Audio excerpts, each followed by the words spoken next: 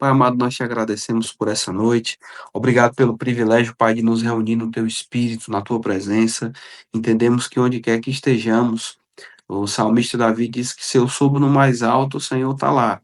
Se eu desço no mais profundo, o Senhor também está lá, Pai. E não tenho como fugir da sua presença. Eu não quero fugir da sua presença, mas nós reconhecemos, Pai, o Senhor conosco onde quer que estejamos nessa noite, na cidade, no país, na localização onde estamos. O Senhor está conosco e nós te agradecemos porque é esse Senhor que ministra aos nossos corações.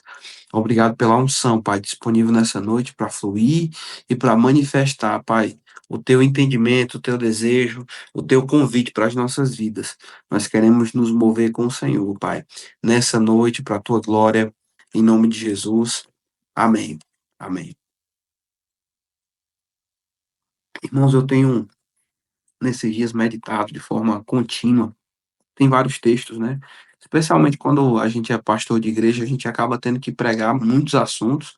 E eu saí, né, do pastoreio no final do ano passado e eu gosto de estudar a Bíblia, obviamente, leio, tenho uma frequência na leitura e na meditação em vários textos, mas eventualmente eu percebo Deus voltando os meus olhos para alguma coisa que eu sei que eu preciso prestar mais atenção do que só ministrar uma vez ou só meditar em uma vez. E nessa percepção que eu tenho tido desses últimos dias, é de exatamente voltar para algumas raízes, né, algumas das questões mais fundamentais, porque às vezes, irmãos, o que está faltando na vida das pessoas não é o que elas não ouviram. Às vezes a gente tem a sensação de que o que a gente precisa é aquilo que a gente não ouviu ainda, aquilo que talvez alguém prega em algum lugar e a gente não teve o privilégio de ouvir ainda. No entanto, eu percebo que, na maioria dos casos, o que está faltando é valorizar uma valorização daquilo que já foi recebido, né? Deus, ele quando libera a palavra dele para nós, ele está nos dando uma substância, né? Uma força suficiente para nos nutrir para a nossa jornada. E se você for pensar direito, vocês estão me ouvindo bem, gente? Desculpa, eu tô falando um pouco baixo porque a menina tá dormindo ali, ou o mano tá pelejando pra ver se ela dorme, tá? Aí se tiver baixo demais, vocês avisam aí. Mas Deus, quando vai nutrir o povo de Israel no deserto, enquanto eles estavam a caminho da terra prometida, uma das coisas que eles fizeram foi reclamar do maná que Deus estava dando, né? Assim, a ponto deles começarem a sentir saudade das cebolas do Egito. Você veja, irmãos, a gente sabe que aquilo tudo era produto de ingratidão, né? Quando você tem gratidão, pai, dá para comer ovo e arroz com alegria. Eu sei que o ovo aí é um pouquinho caro, né? Eu devia ter falado outra coisa. Dá para comer comida do Walmart com alegria, né? Aquele mac and cheese de $1. Ixi, que é melhor do que um chute nas costas. Eu falei, chega, deu saudade. Pois bem, o que eu quero. Meu ponto, voltando aqui, falou de comida aí, bagunçou a administração. O meu ponto é, né, quando você tem gratidão e reconhecimento, você pode comer algo que parece simples, mas com um significado mais profundo para o coração. Ao mesmo tempo que quando tem ingratidão, não importa que banquete coloquem diante de uma pessoa, né? A ingratidão faz com que essa pessoa amargue, né, de dentro para fora, a ponto de que nada esteja bom, nada seja suficiente. E eu fico com muito cuidado, irmão, de que o nosso coração ele não entre nesse nível de ingratidão para com Deus com relação às coisas que ele tem, que ele nos tem deixado saber, né? Alguém pode pensar, ah, pastor, mas na Bíblia tem muitas outras coisas que a gente poderia discorrer, pensar, meditar, né? E eu, mais uma vez, não estou falando que a gente não deve ensinar, meditar ou pensar nessas coisas, mas eu tenho tido essa percepção do Espírito de Deus de voltar para fundamentos. E um dos fundamentos que eu tenho analisado minha vida é o fundamento da fé. Parece uma coisa que, meu Deus, mas é tão simples na teoria, mas na prática, às vezes, a teoria é outra, né? E eu não estou falando que é um assunto difícil de entender, mas que a gente precisa estar, irmãos, como aquele check-up, né, constante. Você vai num médico, ele faz algumas imagens e ele vai começar a vasculhar áreas do seu corpo que talvez num exame rápido ou num toque você não sinta, mas que tem alguma coisa ali que precisa ser resolvida. E aí, voltando para essa sensação, às vezes você conversa com os crentes, eles pensam, meu Deus, tem alguma coisa no meu relacionamento com Deus que vai melhorar, que eu vou provar de algo a mais. O que é que está faltando? Será que está faltando jejum? Será que está faltando intensidade? Será que está faltando? O que é que está faltando? Eu vou te avisar. Se a gente der para a palavra a prioridade que essa palavra deve ter, irmãos, a gente vai perceber a completude que é para nós ouvir e acolher uma palavra vinda de Deus. É por meio da palavra que ele criou os céus e a terra. É por meio da palavra que ele nos fez nascer de novo. É por meio da palavra que ele vai fazer com que você e eu experimentemos tudo o que ele preparou para nós. Agora, a atitude do nosso coração em relação à palavra é muito importante, porque, como eu estava falando, pode ser um banquete, mas se a gente continua considerando que não é suficiente, né, em alguns casos, até mesmo volta naquela ideia de, cara, eu sinto saudade da cebola do Egito, do estilo de vida que eu vivia antes do Senhor, né, ou de alguma forma. Um pensamento que faça com que você volte o sentimento e aquela sensação para uma coisa do passado. Irmão, o passado não vai voltar, mas eu vou te dizer, andar com Deus é melhor do que voltar revisitando momentos da sua vida, né? Eu sei que às vezes bate uma nostalgia, assim, uma sensação de que talvez em algum momento você experimentou uma coisa boa, e eu vou te avisar, não é que isso seja pecado, não, mas quando a gente está andando com o Senhor, a gente começa a ter uma expectativa tão maravilhosa do futuro que eu acho que supera qualquer saudade do passado, né? De uma condição antiga ou de alguma coisa que você tem experimentado. Mas esse texto aqui, Hebreus 11, versículo 6, tenho certeza que você já ouviu em alguma reunião aqui do Connect, ou se é a sua primeira vez, então bem-vindo aí já ouvindo esse texto. Ele diz: de fato, sem fé é impossível agradar a Deus. Primeira expressão é de fato. Ele está linkando o que ele vai falar agora ao que ele já falou. E a gente vai já ver sobre o que ele estava falando, né? Mas ele diz, gente, a conclusão é: sem fé é impossível agradar a Deus. Porquanto é necessário que aquele que se aproxima de Deus. Eu gosto dessa expressão, se aproxima de Deus. Se você for dar uma pesquisada, essa palavra é uma palavra grega, né? É, proserkomai, ela dá a ideia de alguém que se achega, alguém que está conectado a alguém. Lá em Hebreus, no capítulo 4 no versículo 16, ele diz: portanto, aproximemo-nos do trono da graça com confiança, a fim de recebermos misericórdia e acharmos graça para ajuda em tempo oportuno. É usada essa palavra, prosequionomai. Hebreus 7, versículo. Estou só dando alguns exemplos, tá? Versículos 24 e 25, ele diz: Jesus, no entanto, continua para sempre e tem o seu sacerdócio imutável. Por isso, também pode salvar totalmente. Eu amo essa expressão. Não importa o que é que você está passando e que tipo de situação possa se levantar contra você como crente.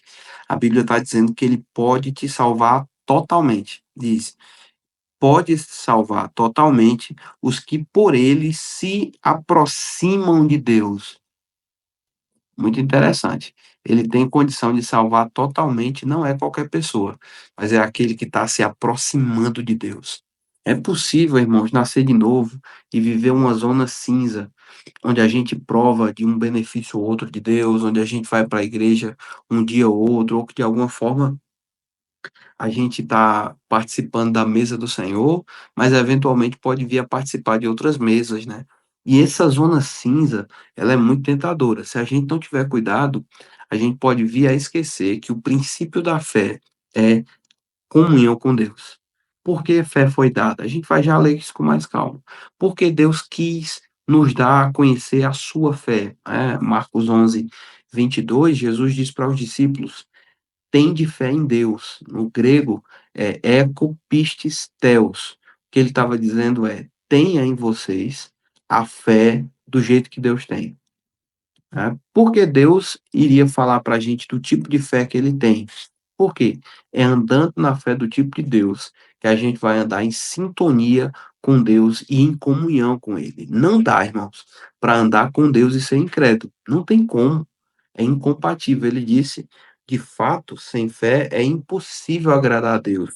porquanto é necessário que aquele que se aproxima, e aí eu quero deixar claro que essa palavra aproxima, ela tem eh, muitos aspectos, aquele que se aproxima de Deus, crê que ele existe e que ele recompensa os que o buscam. Deixa eu voltar um pouquinho. Sem fé é impossível agradar. Essa expressão agradá-lo é a mesma expressão usada para andar com Deus. Bem interessante. É a mesma frase hebraica. Andar com Deus ou agradar a Deus.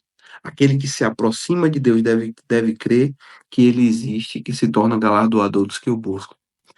É, essa expressão, crer que ele existe, às vezes pode parecer para a gente que Deus está dizendo assim: olha, eu quero que você creia na minha existência. Mas se você for pegar direitinho na Bíblia, não tem nenhum versículo que Deus queira provar a existência dele. Deus lutando para dizer, ó, eu vou fazer isso para que tu creias que eu sou quem eu sou. Deus nunca fala isso.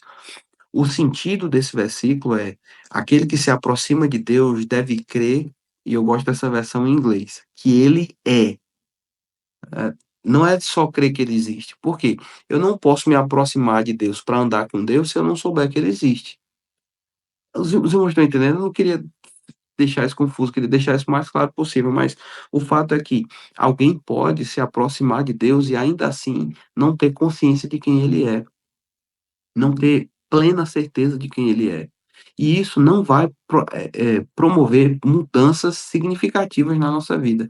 Aquele que se aproxima de Deus é necessário que ele creia que ele existe e que ele recompensa os que o buscam. Então, irmãos, existe algo da parte de Deus que é manifesto, que é revelado à medida que nós temos comunhão com o nosso Pai. Se você for pegar um pouquinho o contexto, voltando aqui um pouco, lá no versículo 32 do livro de Hebreus, no capítulo 10, Hebreus 10, 32, a gente vai ver por que tudo isso está sendo falado sobre fé, né? Ele diz assim: lembrem-se dos dias passados, quando depois que foram iluminados, vocês sustentaram grande luta e sofrimentos.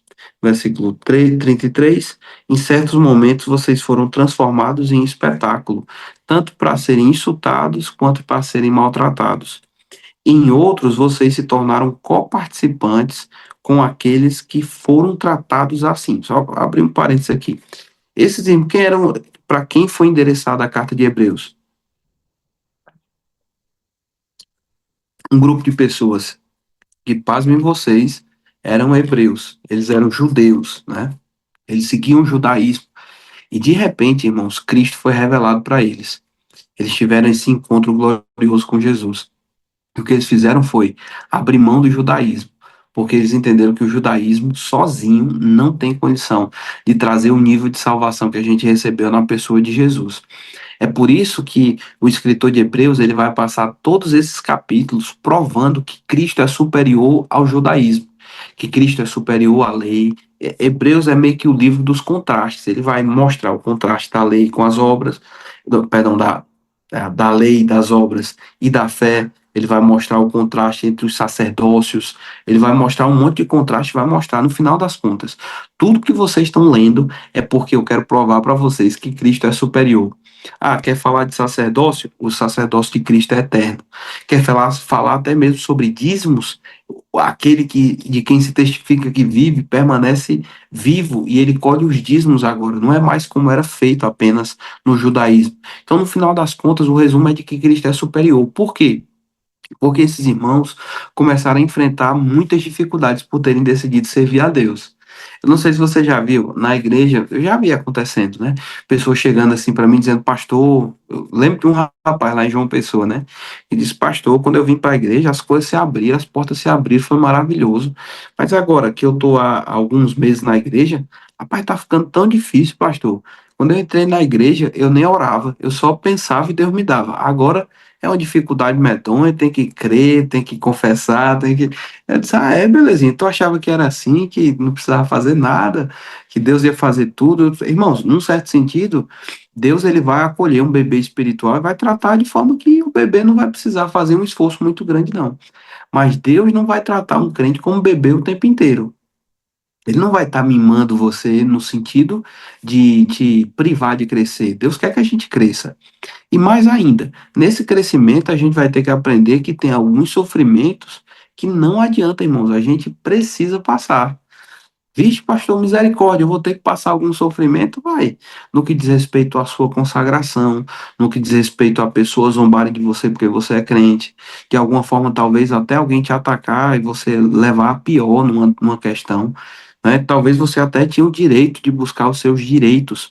No entanto, quando você percebe que de alguma forma você está sendo perseguido por causa da fé que você sustenta, irmãos, a Bíblia diz que é grato, é motivo de prazer para Deus que você suporte esse tipo de sofrimento. Às vezes o crente tenta buscar tantos direitos que perde o prazer e a alegria de passar por determinadas situações aí. Mas só que quando você está passando por uma situação difícil, é possível que uma pessoa venha a esmorecer na fé. Né? Nem sempre é agradável, nem sempre você vai ter essa maturidade de parar e pensar: meu Deus, eu estou sofrendo porque eu sou crente, então glória a Deus, eu estou sendo perseguido por causa de Jesus. Às vezes, na hora da dificuldade, é difícil enxergar isso. Esses irmãos, ele diz que eles passaram, no começo, quando eles foram iluminados pela palavra, uma grande luta e sofrimento. E o versículo 33 diz que em certos momentos eles tinham sido transformados em espetáculo para as pessoas. O tipo de punição que eles estavam sofrendo era uma punição exemplar. E a Bíblia diz que tanto eles eram insultados, quanto eles eram maltratados, e em outros momentos, eles se tornaram coparticipantes com aqueles que foram tratados assim também. Um exemplo disso, o irmão Epáfras, né, que pastoreou a igreja de Colossenses, de fato que iniciou a igreja em Colossos, em algum momento ele foi preso só porque ele ia visitar Paulo na prisão. Alguém viu, pensou que era uma associação, e jogou depois o cara na prisão. E aí eu vou dizer, irmãos, imagina aí a cabeça desses irmãos. Cara, eu tô sofrendo. Que tipo de sofrimento? Versículo 34. Porque vocês não apenas se compadeceram dos encarcerados, mas também aceitaram com alegria a expoliação dos seus bens, porque sabiam que tinham um patrimônio superior e durável. Imagina, irmãos, beleza, você é crente. Eu sei que talvez você sofra algum nível de perseguição, mas já pensou o governo chegar na tua porta e dizer: cara, tu vai ser crente mesmo, eu vou tomar tudo que você tem. E a gente vai te expor aqui a ser um exemplo, uma punição exemplar, né, para que todo mundo saiba que esse negócio de ser crente não tem futuro. Imagina, no começo, os irmãos, por terem abraçado a fé, eles estavam com essa consciência de Cristo muito viva, e aí eles aceitarem, a Bíblia diz que eles não só aceitaram, mas aceitaram com alegria. Só que o que é que aconteceu? Eles continuaram passando por alguns problemas. Irmãos, eu vou te dizer, fé em Deus não te priva de passar problemas, não. Mas fé em Deus vai fazer com que você conserve paz, alegria em meio a situações difíceis. Claro que fé vai remover montanhas, viu? Fique tranquilo. Sua fé vai fazer o impossível acontecer. A fé, né, de alguma forma move a mão de Deus a nosso favor. Eu entendo isso. Claro que Deus se move de forma graciosa, ele se move pela graça, mas quando a gente crê em Deus, a gente abre porta para que essa graça opere na nossa vida. Eu não estou questionando isso, não. Mas, irmãos, em muitos casos, a gente vai precisar perseverar mesmo sem sentir nada favorável. A gente vai precisar manter os nossos olhos fixos naquele que fez a promessa. E aí é onde entra a questão. Algumas pessoas tentam desassociar esse senso de fé com essa dependência a Deus, dependência em Deus, dependência de Deus. Tem algumas pessoas, várias doutrinas aqui. Se você for olhar no Instagram, irmãos, o Instagram é uma mistura tão grande de doutrina errada que é impressionante. Pessoas que querem pegar só fundamentos, elas querem pegar um ponto do que a gente acredita, quer seja confissão. Confissão faz parte da fé, mas confissão sozinha não é tudo. Confissão é parte de um processo, né? É, pensamento positivo, ou seja lá o que. Mas o que eu quero dizer para você é que fé em Deus é muito mais do que isso. Fé em Deus é, em primeiro lugar, um relacionamento com Deus, consciência de que você pode se achegar a Ele, Ele vai te cobrir com a graça dele, ao mesmo tempo que você vai dar para Ele aquilo que Ele é digno de receber, que é louvor e adoração. Essa é a única coisa que Deus espera de você, reconhecimento, né? Alguém já disse que Missões existem por causa disso. Missão existe onde a adoração não existe. Eu amo essa definição, porque no final das contas é isso que Deus quer. Apocalipse 4:11 diz que ele criou todas as coisas para o seu prazer. Vou te dizer, irmão, enquanto a tua vida não está dando prazer para o seu pai, nada vai fazer sentido, nada vai estar bom. Mas quando a gente está vivendo uma vida no sentido de agradá-lo, meu Deus, que alegria, que prazer. Né? Você nem vai saber explicar por que é que você está tão feliz em meio a tribulações como os irmãos aqui estavam passando. Agora imagina, eles no meio de tudo isso, Paulo está lembrando, gente, essa onda está vindo de novo de perseguição. Lembra de como você venceu no primeiro momento. Agora, versículo 35. Não percam a confiança de vocês, porque ela tem grande galardão. E essa palavra confiança, no grego, ela tem um sentido que a gente não pode perder, que é confiança é a palavra grega parrésia. E essa palavra parrésia significa você, uma confiança que te leva a falar a respeito de alguma coisa. Quem aqui já comprou alguma coisa que é tão boa que alguém nem pediu tua opinião, mas você avisa, cara, compra esse produto aqui, que esse produto é muito bom, né? Por quê? Você está tão feliz com aquilo que você quer divulgar para outras pessoas. Parrésia é esse nível de confiança em Cristo, na palavra, no Espírito de Deus, que vai fazer com que você mantenha a mensagem na sua boca. Alguém pode pensar, pastor, eu tenho dificuldade de evangelizar, eu não falo para as pessoas porque eu tenho vergonha. É não. Você talvez não está falando, porque esse nível de parrésia, de confiança que te leva a falar, talvez não está tão alto como deveria estar. Quanto mais consciência eu tenho de Deus, irmão, vai ser involuntário. Eu vou acabar liberando, manifestando. Pode ser que não seja através de um evangelismo casa a casa, rua a rua, mas irmãos, quem chegar perto de você vai sentir o cheiro de quem teve com Jesus, né? Vai ouvir a tua forma de falar e vai perceber, cara, tem alguma coisa aí que inspira muito Jesus, e aí você tem uma oportunidade de pregar o evangelho. Mas o foco do que eu estou dizendo é não percam a confiança de vocês. Não deixem que esses problemas entrem a tal ponto que vocês parem de falar aquilo que vocês portam, a mensagem que vocês portam.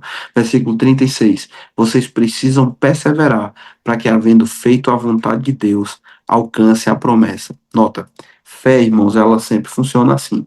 Você faz a vontade de Deus, depois você persevera e, por fim, você alcança a promessa. Tem gente que chega na igreja e diz assim, pastor, mas eu fiz o que era para fazer, eu perdoei quem eu tinha de perdoar, cadê a promessa? Tem um passo ainda, são três passos. Faz a vontade de Deus, persevera e depois você alcança a promessa. Se não recebeu ainda a promessa, irmãos, fica tranquilo. Deus está te chamando para um lugar de perseverança. O que é perseverar? A gente fosse buscar, tem uma palavra que é associada a isso lá em Gálatas 5, que fala sobre o fruto do Espírito.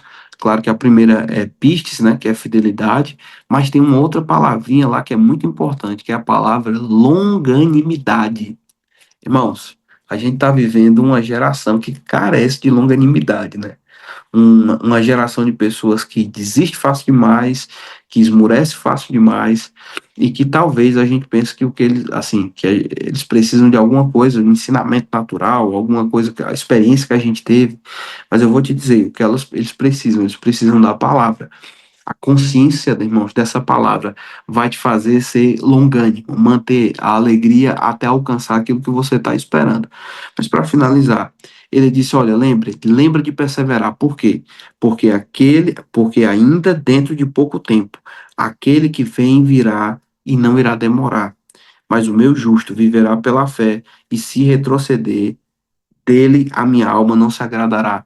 O que eles estavam sofrendo? Perseguição por causa de Jesus. O que é que o escritor de Hebreus está dizendo para eles? Ei, aquele a respeito de quem estão zombando de vocês, estão perseguindo vocês, estão maltratando vocês, ele está para voltar. E por causa disso, não esmurece na tua confissão de fé. Não deixa a tua confiança se ir. Por quê? Irmãos, esse Jesus que nós adoramos de olho fechado, ele está vindo e a gente vai poder adorá-lo de olho aberto, vendo, desfrutando da sua majestade. Irmãos, isso para a gente é a maior expectativa de vida que nós temos. Antes de você ser um médico, antes de você ser, sei lá, o que é que você pode ser no que diz respeito à profissão. você é filho de Deus e você está com a sua vida conectada a esse destino glorioso que é encontrar Jesus de volta. Mas ele continua dizendo, e aí, por favor, entenda, tudo que eu estou falando é para você pensar com a mentalidade de um judeu que saiu do judaísmo, que parece muito tentador voltar para o judaísmo, e essa é a grande questão.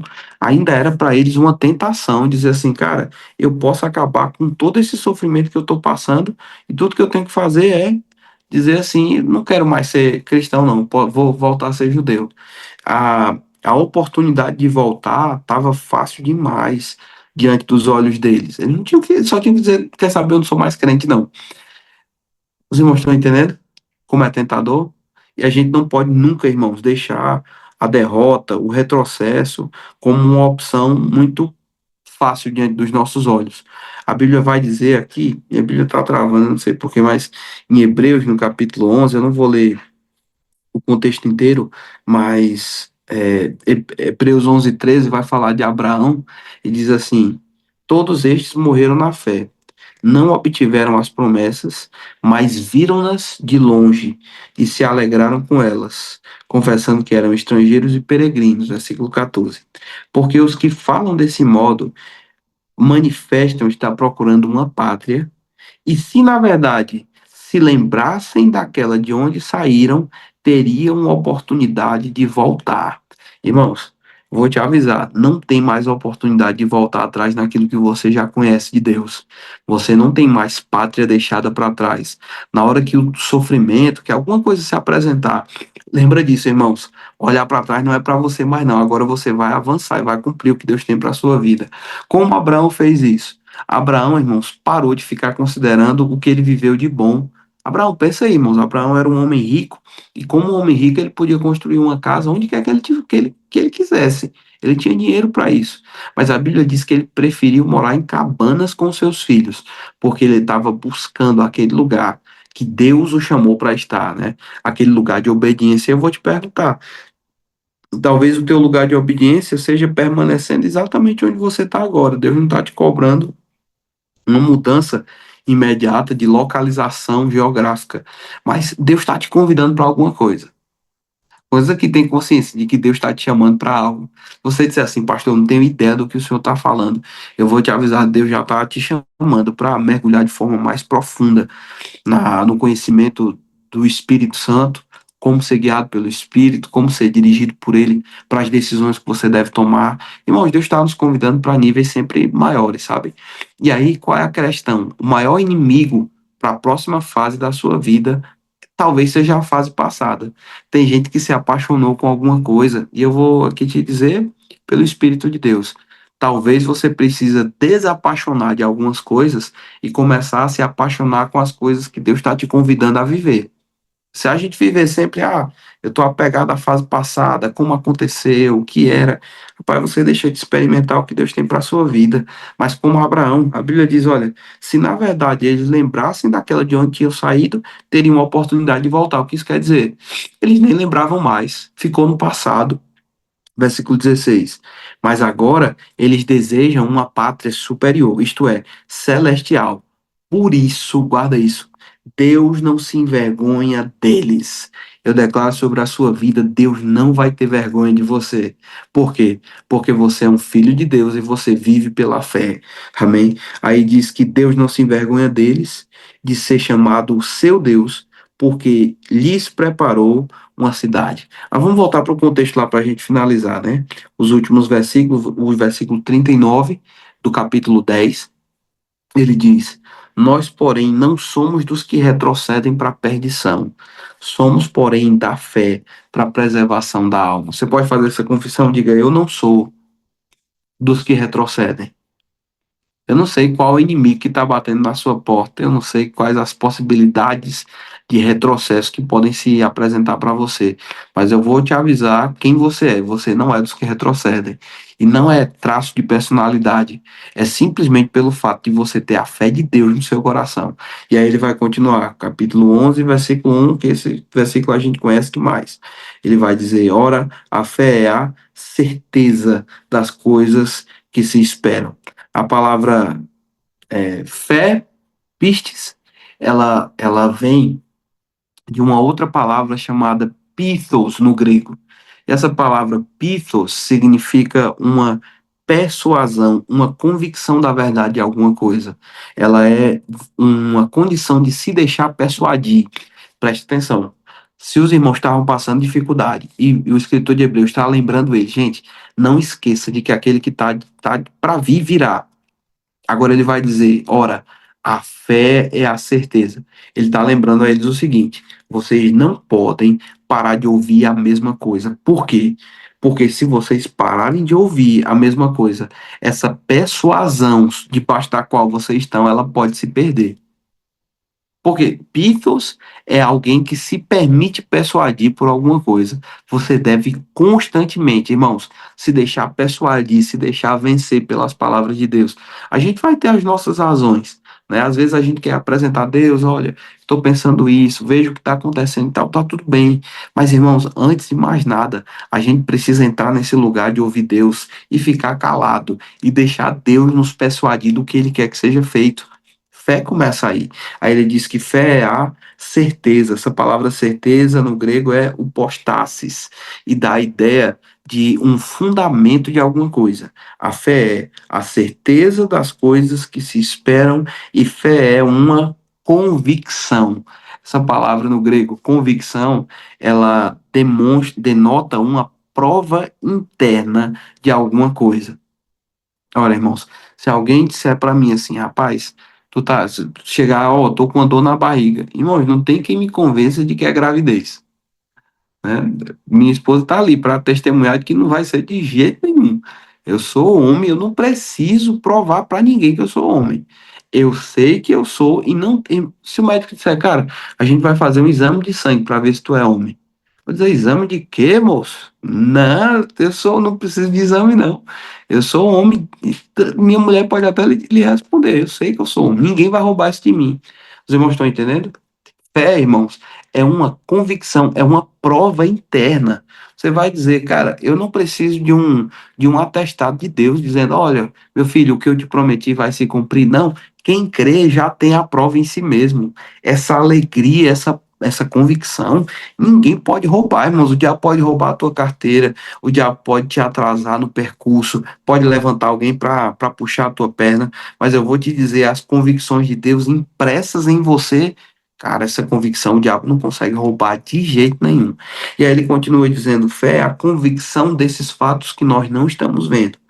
Aí pula para o versículo 4. Ele vai dar dois exemplos do que eu quero falar. O assunto é. Eu introduzi, terminei a introdução agora. Não vou demorar, não, tá? Mas o coração da mensagem é esse. Versículo 4, ele vai dizer: pela fé, Abel ofereceu a Deus mais excelente sacrifício, pelo qual obteve o testemunho de ser justo. Só um segundo. De ser justo, tendo a aprovação de Deus quanto às suas ofertas. Por meio da fé, mesmo depois de morto, ainda fala. Olha, irmãos, presta atenção. Quando Abel foi oferecer a oferta e Caim foi oferecer a oferta, talvez, imagina aí, Caim olhando para Abel, dando do melhor, dando, irmãos, as primícias. Caim estava dando aquilo que lhe sobejava, daquilo que lhe sobrava do rebanho. De alguma forma, a Bíblia diz, em primeiro lugar, a Bíblia diz que Deus aceitou Abel e sua oferta e rejeitou Caim e sua oferta. Alguém pode pensar, não, pastor, incredulidade é não dar oferta. Não é não, irmãos, porque Caim deu. Só que Caim deu com a atitude errada no coração. Ele não fez aquilo, irmãos, de forma a agradar a Deus. Mas, imagina aí a cena. Eu fico pensando nesse tipo de imagem. Imagina Caim olhando para Abel e dizendo: Abel, tu é bobo demais, moço. Tu vai dar o melhor que tu tem. Deus não está nem interessado nisso aí. Ele já tem tudo. Ele já tem tudo que tu vai dar o teu melhor. Tu é besta. Irmãos, Deus não interviu naquela hora para condenar Caim, dizendo assim: Caim, tu é doido, moço. Abel tá fazendo certo. Naquele momento, parecia que quem estava tendo prejuízo era Abel. Os irmãos estão entendendo o que eu estou falando? Talvez quem olhe de fora a sua vida na fé, seguindo Deus, seguindo a palavra, talvez diga assim: aquilo é um bobo. Ele tá fazendo, ele está dando, ele está se esforçando, ele podia estar em casa descansando. Quantos aqui, irmãos, podiam estar. Eu estou vendo, tem uns em casa aí, não tem problema não, mas entendo o que eu estou dizendo. Você podia estar investindo o seu tempo em você mesmo, né? Cara, eu quero saber, bicho, eu vou me valorizar. No entanto, pela fé, você sempre considera agradar a Deus mais do que agradar a si mesmo. E aí o que é que acontece? Quando você agrada a Deus, Deus te agrada de um jeito que você nunca ia conseguir se agradar. O processo é esse. Porque no versículo que a gente leu, a Bíblia diz que ele se torna galardoador dos que o buscam. Deus não galardoa quem busca galardão. Deus galardoa quem o busca e aí ele tem prazer de conceder galardão. Abel, irmão, estava dando o melhor que ele tinha, com o propósito de honrar e servir a Deus. Como eu já citei, a Bíblia diz que ele deu das suas primícias. Mas qual é o primeiro ponto aqui? A essência da fé é agradar a Deus. Fala de adoração. É trazer prazer para o coração de Deus. Versículo 5. Eu já estou finalizando, tá? Ele diz: pela fé, Enoque foi levado a fim de não passar pela morte. Não foi achado, porque Deus o havia levado. Pois, antes de ser levado, obteve testemunho de que havia agradado a Deus. Eu vou te dizer, irmão, pela fé, vivendo pela fé, agradando a Deus, Deus vai te livrar de coisas que você nunca imaginou que você poderia ser livre. Talvez quem ah, pensou também em Enoque, imagina um ponto de vista natural, Enoque andou com Deus. Para andar com Deus, a gente tem que deixar de andar com tanta gente, tem que deixar de fazer tanta coisa. E não estou falando no sentido de perda, tá? Porque uma pessoa, quando fala de consagração a Deus, ela se sente perdendo alguma coisa, é porque ela ainda não entendeu como funciona com Deus. Quando você se santifica, você não está perdendo nada, você está ganhando tudo, né? A questão é que, às vezes, você vai ter que perseverar a fim de que aquilo se manifeste. Mas pensa comigo, porque Enoque andou com Deus. Enoque não pediu a Deus para ser livre da morte. Não tem um texto na Bíblia que diz assim: Enoque suplicou a Deus, dizendo: Deus não me deixa morrer. Por quê? Todo mundo morre, moço. Imagina se Enoque fosse ouvir alguém assim: ei, cara, rapaz, é assim mesmo, cara, todo mundo morre. Isso é conversa que não vai morrer. Irmãos, não é que o homem não morreu, ele andou com Deus. E Deus o livrou de coisas que ninguém mais foi livre. Os irmãos estão entendendo? Eu não estou falando que você, se andar com Deus, vai deixar de morrer, não. Eu até creio nisso, né? Creio que Jesus vai voltar e a gente também vai ser essa geração que, como Enoque, andou com Deus e foi livre dessa morte. Mas deixa eu te dizer, existem muitas coisas das quais Deus quer te livrar. Guarda isso no teu coração. Quando Jesus estava lidando com os discípulos, lá em Marcos, no capítulo 9, ele disse para eles assim: ó geração incrédula, até quando estarei convosco? Até quando vós sofrereis? Existem sofrimentos que ninguém pode nos livrar de ter, né? Mas o que Jesus está dizendo ali é que tem um tipo de sofrimento que é causado por incredulidade. Então, eu vou te avisar, irmãos. Existem coisas das quais Deus quer te livrar. Talvez você pense, não, pastor, como é que eu vou fazer isso? Ande com Deus, agrade a Deus, viva pela fé. Deixe essa persuasão.